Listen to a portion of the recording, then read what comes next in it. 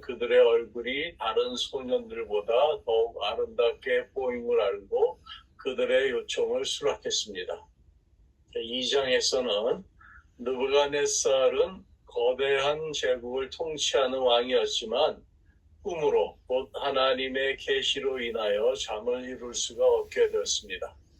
바벨론에는 박수와 술객들이 많이 있었지만 단 한 사람도 왕의 꿈을 해결해 줄 수 있는 사람이 없었기에 하나님께서 다니엘에게 그 은밀한 것을 보이시고 다니엘은 느부갓네살 앞에서 꿈을 해석해 주게 됩니다. 3장은 바벨론의 느부갓네살 왕이 금신상을 만들어 세우고 그것에 모든 사람이 절하게 하였습니다. 우상에게 절하지 않으면 맹렬히 타는 풀무불에 던져지는 벌을 받습니다. 그러나 사드락과 메삭과 아벳느고는 왕의 요구를 거절하였습니다. 그리하여 세 친구는 풀무불에 던져졌지만 천사가 나타나 죽음을 면하고 이로 인해 느부갓네살은 하나님을 섬기게 됩니다. 4장에서는 하나님이 세상 나라를 통치하심을 알게 하려고 느부갓네살 왕에게 환상으로 이를 계시하셨습니다. 왕은 하나님이 최고의 통치자 되심을 온 천하 만 백성에게 선포하였고 하나님께서 세상 왕들의 흥망성쇠가 하나님 손에 있음을 왕에게 환상을 통해서 알게 하셨습니다. 이처럼 다니엘 1장에서 4장까지의 그 내용 전반에 나타나는 다니엘은 주로 꿈을 해석함으로써 하나님의 계시를 이방에 전달하는 선지자의 역할을 담당하였습니다. 특히 5장은 바벨론 제국의 마지막 왕 벨사살이 큰 잔치를 베풀고 귀족 1000명 앞에서 술을 마시는 장면으로 이 왕은 예루살렘 성전에서 탈취한 그릇으로 술을 마시며 그들의 우상을 숭배하며 하나님을 모독하였습니다. 그때 갑자기 손가락들이 나타나서 회벽에 글자를 기록합니다. 그러나 왕의 지혜자들은 그 글자를 읽고 해석하지 못했습니다. 그때 다니엘이 나타나 글자를 해석합니다. 이 글은 메네 데겔 우바르신이라는 것으로 밝혀집니다. 다니엘은 이 글을 해석하여 왕에게 전하며 이는 하나님이 이미 왕의 나라의 시대를 세워서 끝나게 하셨다는 의미였습니다. 이렇게 5장은 왕의 교만과 하나님의 능력에 대한 경고와 함께 교훈적인 내용을 담고 있습니다. 여기서 다니엘의 지혜와 하나님의 주권적인 능력이 강조되며 우리에게도 하나님의 뜻을 존중하고 그분의 지혜를 구하며 겸손하게 하나님을 경외하는 마음을 갖도록 도와줍니다.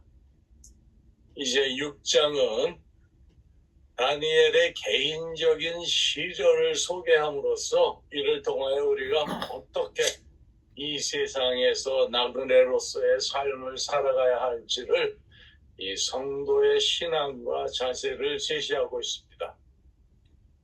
즉 이전에 있었던 내용들이 다니엘을 객관적인 위치에 놓고 있다면 본장은 다니엘의 주관적인 행동에 대하여 관심을 두고 있습니다. 다니엘의 신앙은 이방 세계 속에서 하나님의 백성들이 어떻게 살며 어떻게 취해야 할 바를 우리들에게 보여주는 좋은 삶의 모델로 이 장에서 보여집니다. 이러한 본장은 본서의 중요한 분기점을 제공해주는 부분으로 이전에는 느부갓네살 왕이나 다니엘의 세 친구 벨사살 왕 등이 핵심적인 인물로 부각되었으나 본장을 기점으로 해서 이제는 다니엘을 중심으로 사건이나 꿈의 내용들이 전개되고 있습니다.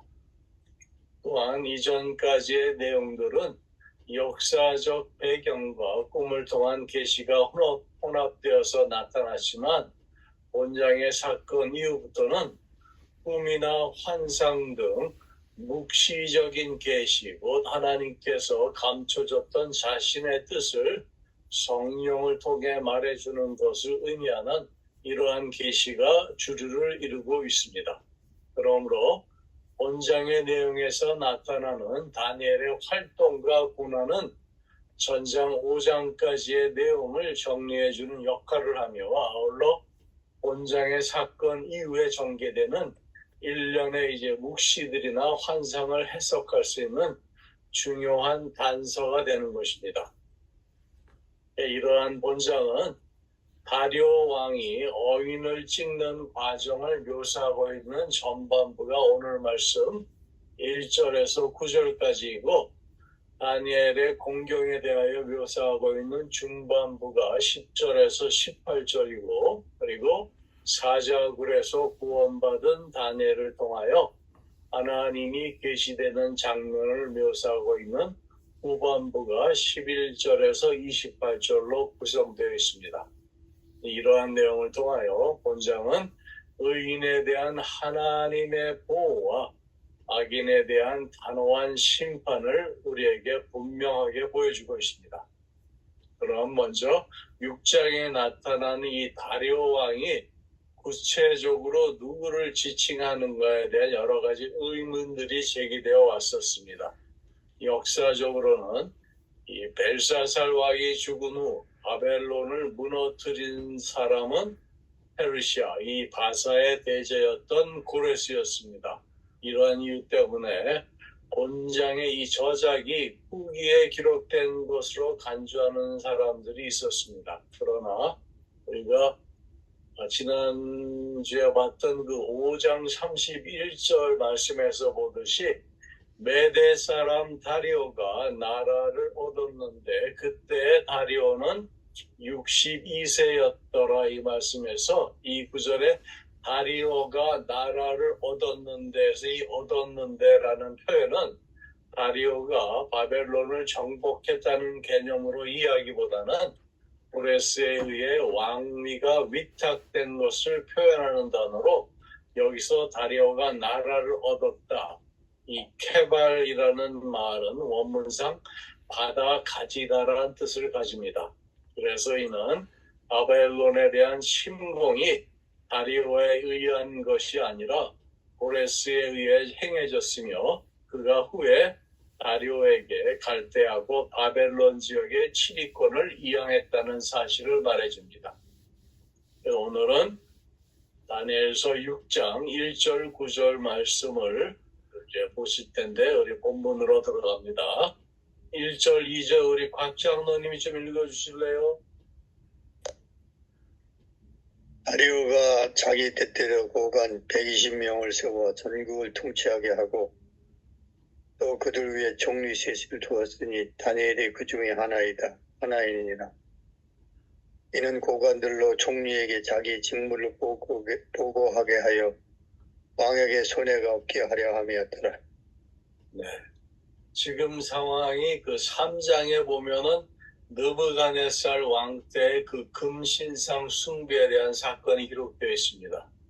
그래서 8절에서 12절의 그 3장 보시면은 어떤 갈대아 사람들이 나와 유다 사람들을 참소하여 느부갓네살 왕에게 이르되 왕이 명령을 내리사 모든 사람이 나팔과 피리와 수금과 사면금과 양금과 생황과 및 모든 악기 소리를 듣거든 엎드려 금신상에게 절할 것이라. 누구든지 엎드려 절하지 아니하는 자는 맹렬히 타는 붉은 불 가운데에 던져 넣음을 당하리라. 이제 몇 유다 사람 사드락과 메삭과 아벳느고는 왕이 세워 바벨론 지방을 다스리게 하신 자들이거늘 왕이여 이 사람들이 왕을 높이지 아니하며 왕의 신들을 섬기지 아니하며 왕이 세우신 금신상에게 절하지 아니하나이다라고 왕께 아뢰는 장면이 나옵니다. 이 사건과 유사한 내용을 담고 있는 본장 6장은 그 신앙의 사람 다니엘의 고난과 이에 따른 신앙적 승리의 그러한 기사를 기록하고 있습니다. 먼저 9절까지는 그 사건의 시작 발단부로서 탁월한 지혜와 능력을 인정받아서 바벨론 제국이 멸망한 후에도 메대의 다리오 왕에까지 총애를 받게 된 다니엘을 시기한 그 동관들이 황제 숭배 예식을 통해 다니엘을 시기하여 제거하려는 음모가 기술됩니다.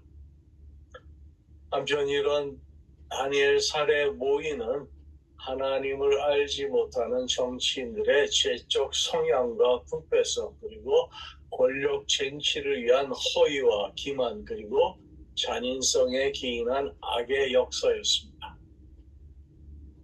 여기에 등장하는 다리오 왕을 어떤 학자는 이 사람을 이 바벨론 제국 정복 후 고레스에 의해 바벨론 총독으로 임명된 구바루 또는 벨사살 왕의 후임자 역할을 한 고브리아스라는 견해를 피력하기도 합니다. 그러나 문맥상 그보다는 메대 나라의 마지막 왕으로서 아하수에르의 아들이며 고레스의 장인의 키악세레스 2세로 이해하는 것이 역사적 메대 왕의 계보와 일치합니다.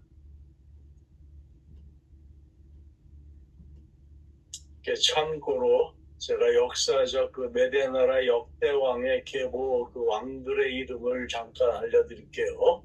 첫 번째가 데이오세스, 두 번째는 프라오르데스, 세 번째는 키악사레스 1세, 그 다음에 네 번째가 아스트리아게스, 다섯 번째가 마지막 키악사레스 2세입니다. 이 다리오는 마지막 왕 키악사레스 2세로 고레스가 배려한 그 바벨론 땅에서 7년간 통치를 하게 됩니다. 그가 오늘 말씀 보니까 120명을 세워 전국을 통치하게 하고 나오죠. 이 다리오가 즉위하면서 가장 먼저 행해야 할 일 중에 하나가 곧 구바벨론 지역에 대한 행정 조직의 혁이었습니다. 이 넓은 지역을 다스리기 위해서 다리오 왕은 각 지역마다 우리말로 이 도지사를 세웠고, 이 도지사들을 관리하기 위하여 그 위에 총리를 세웠습니다. 고대사가 헤로도투스에 의하면 당시 바벨론은 120 고관의 통치를 받는 몇 개의 대구역으로 구분되었고, 그 대구역들은 다시 각각의 소구역들을 포함하고 있었다고 합니다. 따라서 본구절에 120 고관은 소구역들을 치리하던 지방 장관들로 볼 수 있습니다. 이들의 책무 중 주된 임무는 2절 말씀 보시면 직무를 보고하게 하여라는 말이 나오죠. 이 말이 야하빈 하으마라는 말인데, 이것이 문자적으로 해석하면 계산하여 주다라는 뜻이라는 점에서 이 말이 암시하는 바는 주로 세금 징수와 관련된 것으로 추정을 합니다. 따라서 이 우두머리 장이라는 뜻의 총리, 이 사레크가 총리로 번역이 됐는데, 이 총리는 고관들의 우두머리로 각 그 고관들을 총괄적으로 지휘하는 중앙 부서의 그 장으로서 특별히 왕의 국고에 대한 재정상의 관리를 통해 국가의 통치 기관을 바로 세우는 중추적인 역할을 한 것으로 보여집니다. 특별히 이 세 명의 총리가 언급된 것은 메대의 철저한 행정 조직과 엄격한 국고 관리의 일면을 우리에게 엿보게 합니다. 3절 보세요. 다니엘은 마음이 민첩하여 총리들과 고관들 위에 뛰어남으로 왕이 그를 세워 전국을 다스리게 하고자 한지라. 이 말씀에서 이 학자들은 그때 다니엘의 나이가 80세 정도가 되었을 것으로 추정을 합니다. 인생의 황혼의 시기에 번영과 출세로 마무리 지으며 마지막 삶을 순조롭고 그리고 평안하게 보낼 수 있는 좋은 기회였을지도 모릅니다. 하지만 다니엘에게 이러한 평안은 오래가지 못했습니다. 그를 시기하고 질투하는 세력들이 있었기 때문입니다. 여기서 이 고령의 나이에도 불구하고 마음이 민첩하다라고 나오죠. 이 마음이 민첩하다는 그 의미하는 말은 그가 탁월한 영적 능력을 가지고 있음을 가리킨다는 점에서 다니엘이 정부의 모든 관료 중에서 탁월한 존재로 부각될 수 있었던 것은 하나님께서 주신 영적 능력 때문으로 그가 지속적으로 여호와 신앙을 가지고 또한 끊임없이 하나님과 교제하고 있었음을 입증해 줍니다. 한편 다니엘로 하여금 전국을 다스리게 하고자 했다는 말은 그를 수석 총리 곧 모든 행정을 총괄하는 행정상의 수반으로 기용하려 했음을 가리키는 말입니다. 이러한 사실은 다니엘의 세 친구의 경우 그때 어떤 갈대아 사람들이 나와 유다 사람들을 참소하니라 이 말씀같이 그때 다니엘에게도 동관들에게 시기와 질투의 빌미가 되었습니다. 4절 보세요. 이에 총리들과 고관들이 국사에 대하여 다니엘을 고발할 근거를 찾고자 했으나 아무 근거, 아무 허물도 찾지 못하였으니 이는 그가 충성되어 아무 그릇됨도 없고 아무 허물도 없음이었더라 말합니다. 이 다니엘이 이방 민족 사람이고 거기에다 자신들이 정복한 나라의 관리였는데도 불구하고 메대와 바사의 모든 사람들보다 높은 고위 관리직에 임명되었습니다. 그런데 다니엘이 워낙 성실하고 뛰어난 사람이라 아무리 흠을 잡으려고 해도 흠이 없습니다. 그리하여 국사에 대하여 다니엘을 고발할 근거를 찾고자 하였으나 아무 근거, 아무 허물을 얻지 못하였으니 여기서 이 근거는 구실, 기회란 뜻이므로 이는 고소할 틈으로 공적인 업무의 관계에서 법적으로 고소할 수 있는 근거나 구실을 말합니다.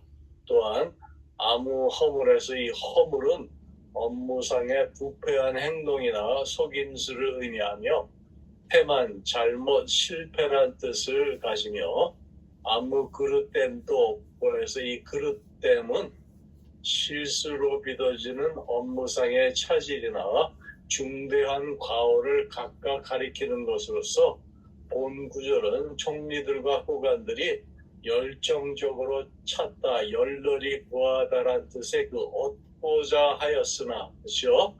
다니엘의 허물을 얻고자 하였으나와 함께 동관들이 공적 업무와 관련해서 다니엘의 결점을 집요하게 찾으려 했으나 결국은 실패하고 말았음을 시사합니다. 이러한 사실은 다니엘의 탁월하고 철저한 행정 수완을 단적으로 증명해 줍니다. 그래서 5절 말씀으로 그들이 이르되 이 다니엘은 그 하나님의 율법에서 근거를 찾지 못하면 그를 고발할 수 없으리라 하고, 이 말씀이 뭡니까? 하나님의 율법에서 근거를 찾지 못하면 그를 고발할 수 없으리라 하고, 하나님의 율법에 대하여 근거를 찾지 못하면 이 말은 곧 하나님을 향한 그의 신앙생활을 꼬투리로 잡지 못하면 이란 뜻으로 공적 업무상의 결정을 찾는 데 실패한 동관들이 최후의 수단으로 우상 숭배를 금하는 다니엘의 신앙을 약점으로 삼으려고 했음을 보여줍니다. 아마도 그들은 평소에 다니엘의 투절한 여호와 신앙을 익히 알고 있었던 것으로 보여집니다.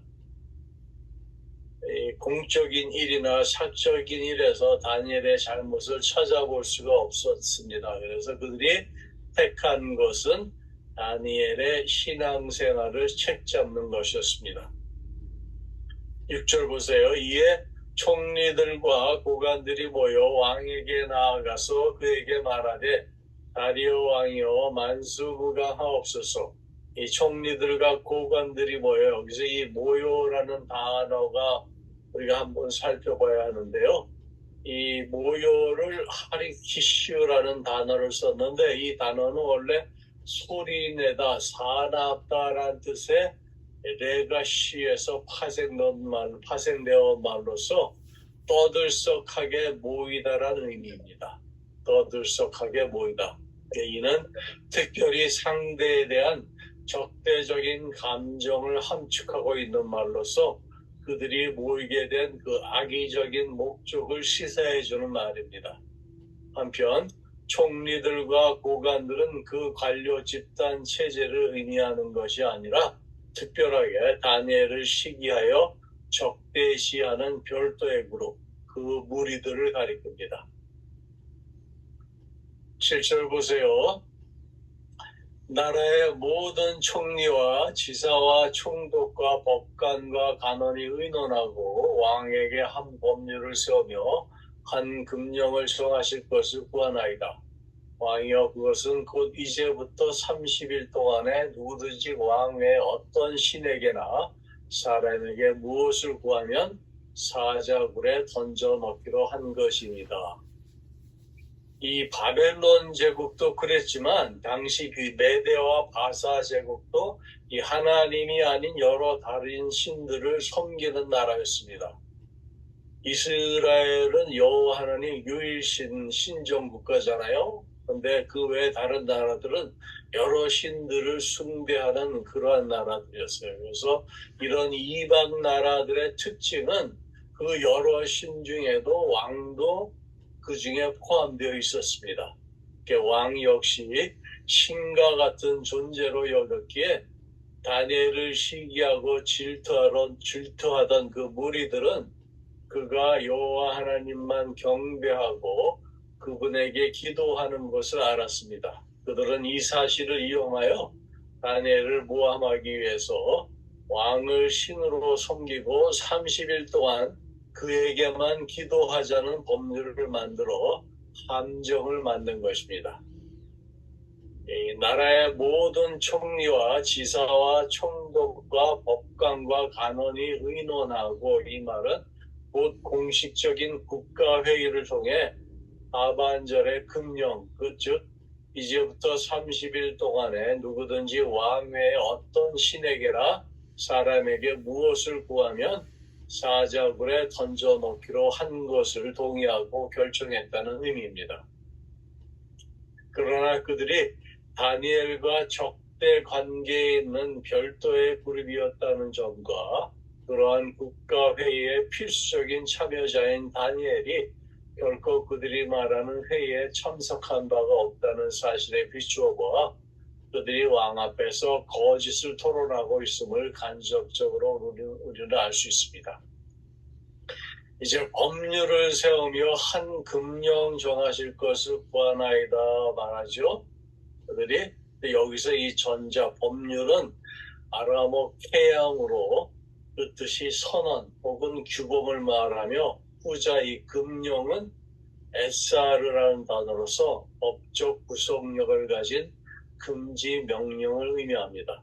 이러한 점에서 그들은 필수적으로 처벌이 뒤따르는 왕의 조서를 구하고자 했습니다. 이는 다른 말로 다니엘을 제거하기 위한 그들의 악의적인 그 의도가 숨겨진 것이었습니다.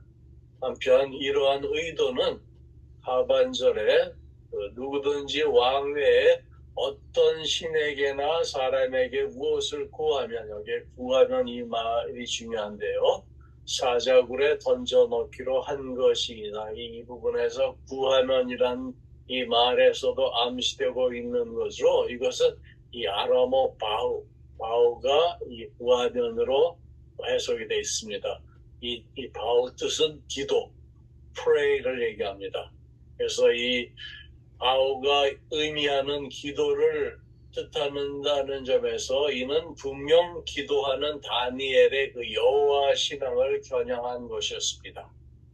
여러분들 10절을 잠깐 보세요. 10절 보시면 다니엘이 이 조서에 왕의 도장이 찍힌 것을 알고도 자기 집에 돌아가서는 윗방에 올라가 예루살렘으로 향한 창문을 열고 전에 하던 대로 하루 세 번씩 무릎을 꿇고 기도하며 그의 하나님께 감사했더라고 기록하고 있습니다. 이렇게 자신을 함정에 빠뜨리기 위한 무서운 음모가 진행되는 와중에서도 다니엘은 어떻게 했습니까? 결론적으로 다니엘은 80세가 되어도 여전히 하나님의 사람이었습니다. 하나님께 쓰임받는 사람이었습니다. 참으로 많은 그리스도인들이 젊은 시절 하나님 앞에 최선을 다하고 아름다운 사역과 헌신을 하지만 나이가 들고 세월이 지나면서 성실했던 지난날의 모습을 많이 잃어들어가고 있습니다. 우리 8절 9절을 박 집사님 읽어주실래요? 박 권사님, 박민수 권사님 8절 9절 읽어주세요. 우리 박 집사님이 안 오셔갖고 제가 미스하는 것 같습니다. 8절 9절 읽어주세요. 왕이여 원하건대 금령을 세우시고 그 조서에 왕의 도장을 찍어 메대와 바사에 붙이지 아니하는 규례를 따라 그것을 다시 붙이지 못하게 하옵소서 하매 이에 다리오 왕이 조서에 왕의 도장을 찍어 금령을 내니라. 네, 그 조서에 왕의 도장 어인을 찍어서 붙이지 못하게 하옵소서. 여기서 이 왕의 도장을 찍어, 이 어인을 찍어서라는 이 단어가 티슈름 케타바라는 그 말인데요. 원어상으로 이 기록으로 써서 표시하다라는 뜻으로 단순하게 왕의 도장을 찍는다는 의미를 넘어서 왕이 직접 친필로 서명한다는 뜻을 가지고 있습니다. 또한 메대와 바사에 고치지 아니하는 규례를 따라 그것을 다시 고치지 못하게 하옵소서. 이 말은 메대와 바사에 고치지 아니하는 규례를 따라라는 말은 왕이 일단 서명한 것은 아무도 다시 고치지 못하게 수정할 수가 없었습니다.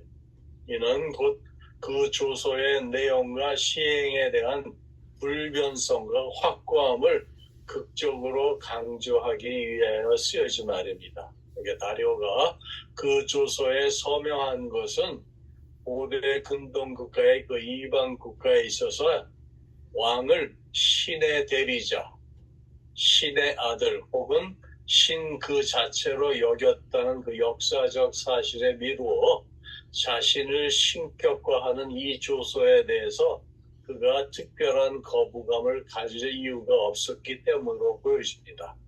또한 당시 피정복 국가들의 다양한 민족과 민족 신들을 포괄하고 있던 메대와 바사 제국으로서는 이들의 종교적 정치적 규합이 기묘했다는 그러한 시점에서 동관들은 다니엘을 제거하라는 목적을 은폐하면서 타당한 명분을 내세워 자신들의 의도를 관철할 수 있었습니다. 이제 오늘 말씀을 정리합니다.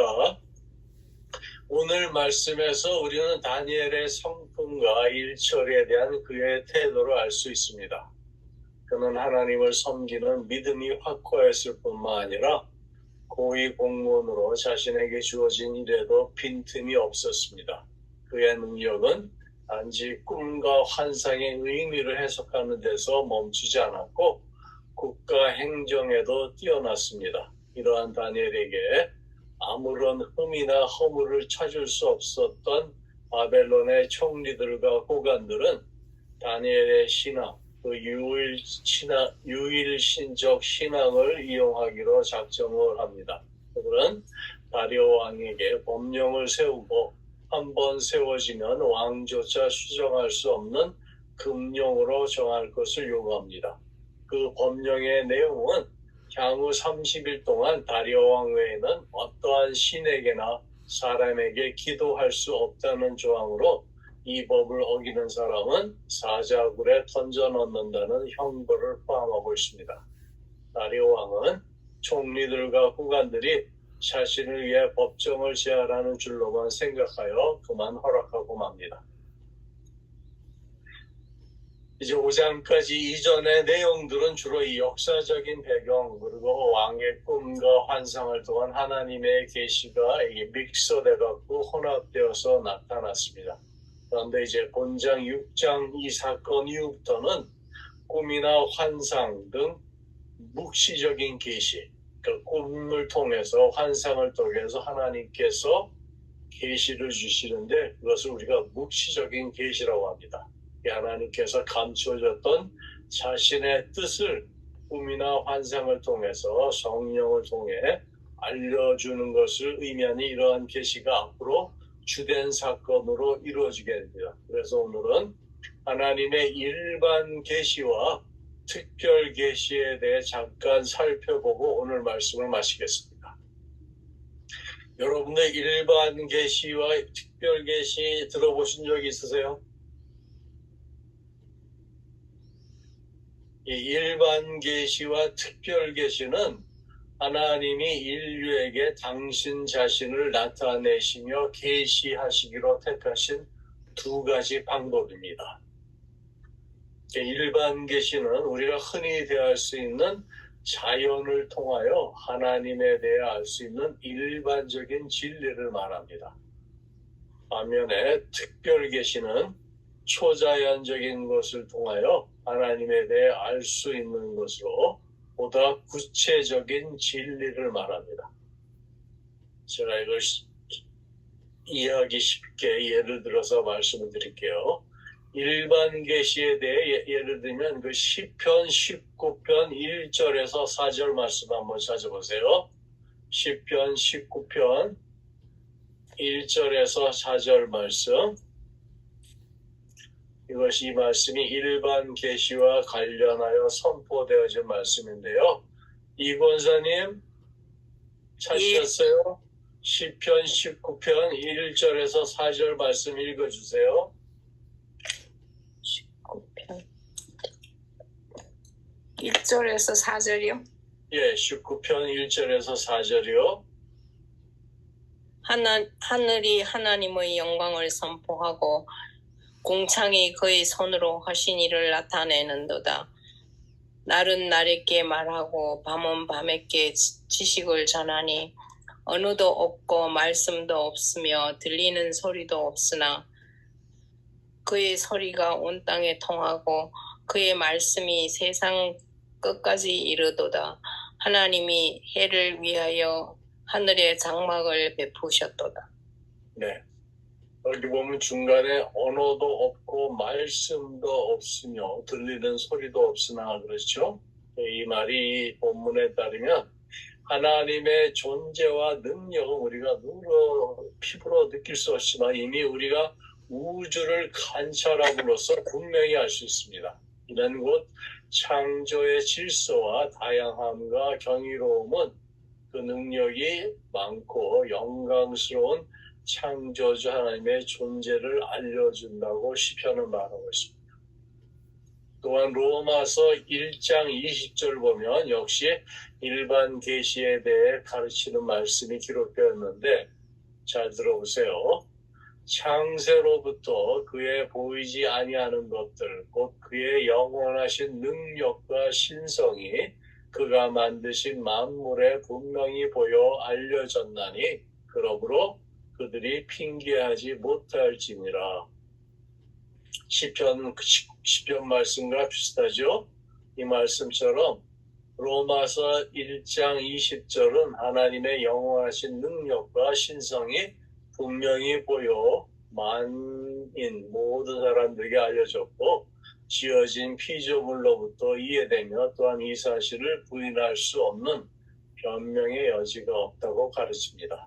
이러한 성경 내용을 우리가 염두에 둔다면 일반 계시의 잠정적인 정의는 세상 모든 사람에게 이는 믿는 사람이건 믿지 않는 사람이건 언제나 그리고 모든 곳 어느 곳에든지 하나님의 존재하심과 그분의 지혜와 능력을 증명하는 일반적인 진리를 하나님의 계시라고 말할 수 있습니다.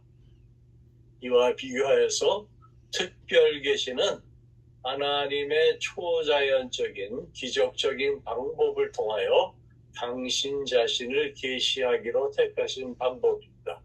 이러한 특별 계시는 하나님의 현현, 꿈, 환상, 그리고 기록된 하나님의 말씀, 마지막으로 가장 중요한 예수 그리스도를 포함합니다. 성경은 여러 차례 이 물리적인 형태로 나타나신 하나님을 기록하고 있습니다. 예를 들어서 창세기 3장 8절 말씀으로 그들이 그날 바람이 불 때 동산에 거느시는 여호와 하나님의 소리를 듣고 아담과 그의 아내가 여호와 하나님의 낯을 피하여 동산 나무 사이에 숨은지라. 이 말씀에서 우리가 하나님의 그 특별 계시에 나타나는 그 물리적인 형태로 나타나셔 볼 수 있죠. 그 다음에 창세기 18절 1절 말씀에는 여호와께서 마므레의 상수리 나무들이 있는 곳에 아브라함에게 나타나시니라. 이 말씀이 적혀 있습니다. 그리고 출애굽기 34장 5절에서 6절에는 여호와께서 구름 가운데 강림하사 그와 함께 거기 서서 여호와의 이름을 선포하실세. 또한 34장 6절로 여호와께서 그의 앞으로 지나시며 선포하시되 여호와라 여호와라 자비롭고 은혜롭고 노하기를 더디하고 인자와 진실이 많은 하나님이라. 이렇게 시각적이고 물리적인 형태로 나타나신 하나님을 기록하고 있습니다. 또한 하나님이 꿈과 환상을 통해서 사람들에게 말씀하신 것을 기록하고 있습니다. 하나님의 이 꿈에 있어서 창세기 28장 12절에 나오는 그 야곱의 꿈 사건이 있습니다. 여러분도 다 아시죠? 야곱이 꿈에 본즉 사다리가 땅 위에 섰는데 그 꼭대기가 하늘에 닿았고 또 본즉 하나님의 사자들이 그 위에서 오르락 내리락 하고. 이 말씀 다 기억하시죠? 그 다음에 창세기 37장 5절 말씀으로 요셉이 꿈을 꾸고 자기 형들에게 말하매 그들이 그를 더욱 미워하더라. 이 말씀에도 보면 그 꿈을 통해서 요셉의 꿈을 통해서 하나님이 계시를 하시죠. 그 다음에 열왕기상 3장 5절 말씀에 보면 기브온에서 밤에 여호와께서 솔로몬의 꿈에 나타나시니라. 하나님이 이르시되 내가 내게 무엇을 줄고 너는 구하라 말씀하십니다. 그리고 다니엘 2장도 그 꿈 얘기가 우리가 다 살펴봤죠. 느부갓네살 왕의 꿈을 통해서 하나님이 계시한 내용을 봤습니다. 그 다음에 환상으로는 창세기 우리 15장 1절 보시면 이후에 여호와의 말씀이 환상 중에 아브라함에게 임하여 이르시되 아브라함아 두려워하지 말라. 나는 내 방패여 너의 지극히 큰 상급이라 말씀을 하십니다. 그래서 여기 창세기 15장 1절 말씀에도 여호와의 말씀이 환상 중에 아브라함에 임하여라고 기록하고 있습니다. 그 다음에 에스겔서, 이 말씀이 또 우리가 이해하기 좀 쉽지 않은 말인데요. 8장 3절에서 4절 말씀 한번 보세요. 에스겔서 8장 3절에서 4절 말씀. 우리 곽 장로님 찾으셨으면 읽어주세요. 에스겔서 8장 3절 4절 말씀.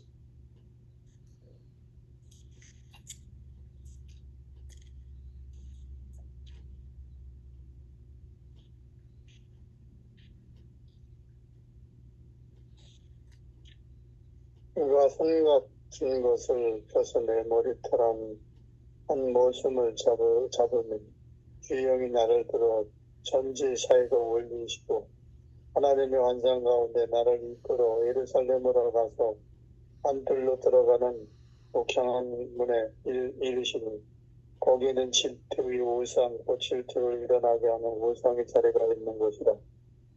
이스라엘 하나님의 영광이 거기 있는데 내가 그래서 본 모습과 같다. 네. 이 에스겔 선지자가 이제 포로로 잡혀가서 바벨론 땅에 있을 때 앞으로 이스라엘이 회복될 것을 이 환상 가운데에서 그에게 보여주신 장면입니다. 그리고 예루살렘이 회복되는 장면을 이렇게 묘사하고 있습니다. 그 다음에 이 다니엘서 7장에도 이 환상 장면이 나오는데 다니엘서 7장 우리가 이제 앞으로 할 거니까 다음에 그 시기로 7장 할 때 우리가 보면 되겠고 이 고린도 후서에도 이 사도 바울이 환상을 보는 그 말씀 부분이 있습니다. 우리 고린도 후서 12장 1절에서 7절 말씀을 같이 보시겠습니다. 고린도 후서 12장 1절에서 7절 말씀이 사도 바울이 환상을 본 그 부분입니다. 말씀입니다. 12장 1절부터 7절까지 우리 박 권사님이 읽어주세요. 우익하나마 내가 부득불 자랑하노니 주의 환상과 계시를 말하리라. 내가 그리스도 안에 있는 한 사람을 아노니 그는 14년 전에 셋째 하늘에 이끌려간 자라. 그가 몸 안에 있었는지 몸 밖에 있었는지 나는 모르거니와 하나님은 아시느니라.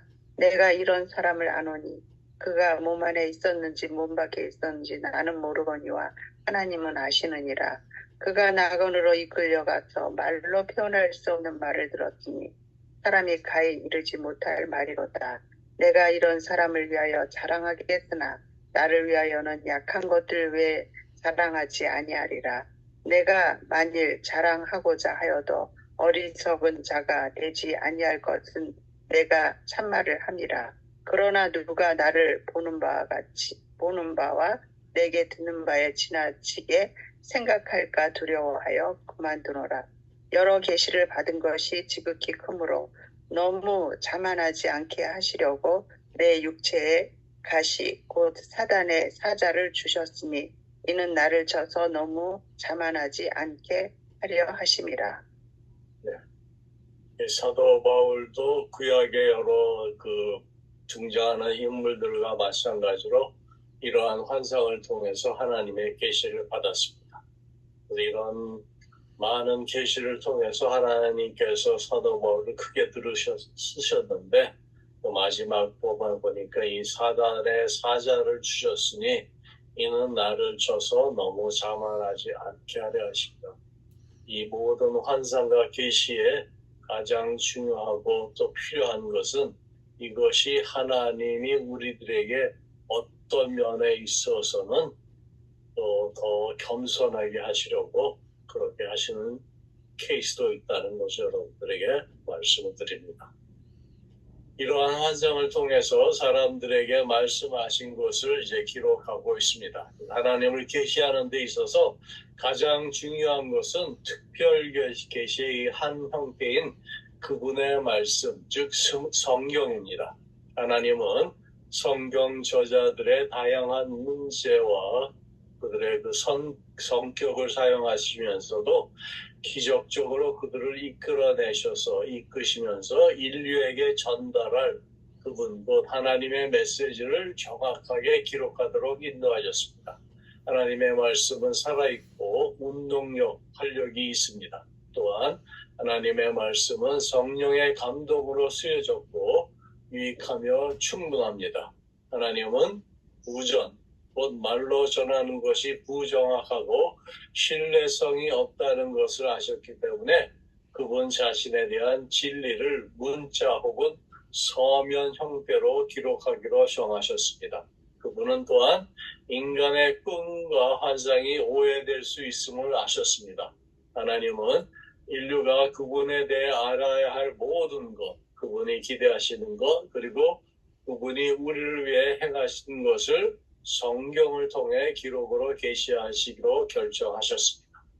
그러하기에 특별 계시의 궁극적인 형태는 말씀이 육신이 되신 예수 그리스도입니다. 하나님이 인간이 되셨습니다. 바로 히브리서 1장의 1절에서 3절 말씀이 이것을 가장 잘 요약하고 있는데요. 제가 읽어드릴게요. 옛적의 선지자들을 통하여 여러 부분과 여러 모양으로 우리 조상들에게 말씀하신 하나님이 이 모든 날 마지막에는 아들을 통하여 우리에게 말씀하셨으니 이 아들을 만유의 상속자로 세우시고 또 그로 말미암아 모든 세계를 지으셨느니라. 이는 하나님의 영광의 광채시요 그 본체의 형상이니라. 그의 능력의 말씀으로 만물을 붙드시며 죄를 정결하게 하는 일을 하시고 높은 곳에 계신 지극히 크신 이의 우편에 앉으셨느니라. 이 말씀 속에 오늘 그 일반 계시와 특별 계시에 대한 모든 말씀들이 다 포함되어 있죠. 이미 선지자들을 통하여 여러 형태로 조상들에게 말씀하신 하나님이 이 모든 날 마지막에는 친히 아들을 통하여 우리에게 말씀하셨으니 이 아들은 하나님의 영광의 광채시요 그 본체의 형상이시라. 이 형상을 이 말씀을 근거로 하나님은 우리와 하나가 되고 우리를 위한 몸이 되시고 또한 우리를 가르치시고 자신을 우리에게 계시하시기 위하여 또한 가장 중요한 것은 자신을 낮추사 십자가에서 죽으시기까지 우리에게 구원을 베푸시기 위하여 예수 그리스도를 통해 인간의 몸으로 우리와 같은 사람이 되셨습니다. 바로 예수 그리스도는 하나님의 궁극적인 특별 계시입니다. 사랑하는 성도 여러분, 오늘 말씀은 다니엘의 개인적인 시련을 통하여서 우리 성도가 비록 환경이 다른 이 세상에서 나그네로서의 삶을 어떻게 살아야 할지, 또 믿는 성도의 신앙과 자세를 우리가 어떻게 취하고 이 다니엘이 보여준 그러한 모범을 통해서 우리가 오늘의 그 하나님의 말씀을 다니엘이 비록 세월이 지나고 나이가 먹을수록 인생의 마지막이 가까울수록 더욱 하나님 앞에 믿음으로 바로 서 있는 사람이 되어 있었습니다. 그렇죠? 우리가 젊은 날에 티네이저 때에 바벨론으로 잡혀간 다니엘이 그 역사의 시간을 지나면서 80세의 노인으로 다시 나타났습니다. 그와 같이 시간과 세월이 지나더라도 그가 하나님을 향한 마음은 변함이 없었습니다. 하나님 앞에 믿음으로 바로 서 있는 사람이 되어서 우리에게 나타납니다. 우리도 다니엘과 같이 세월이 갈수록 하나님 앞에 서야 할 순간이 가까울수록 더 아름답게 빛나는 그러한 믿음의 사람들이 되시기를 주님의 이름으로 축원합니다. 네. 우리 기도하시겠습니다.